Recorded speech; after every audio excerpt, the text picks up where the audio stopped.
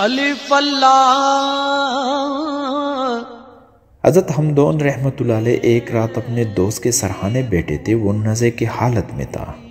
جو ہی آپ رحمۃ اللہ علیہ کا دوست اس دنیا سے رخصت ہوا، آپ رحمۃ اللہ علیہ نے آگے بڑھ کر چراغ بجھا دیا۔ لوگوں نے پوچھا کہ آپ رحمۃ اللہ علیہ نے اس طرح کیوں کیا؟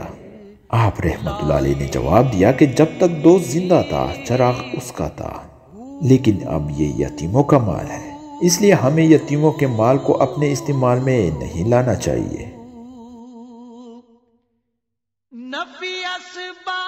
مامون رشید کے مشہور جنرل طاہر بن حسین کو ایک شخص نے بڑی گالیاں دی، مگر وہ خاموشی سے سنتا رہا۔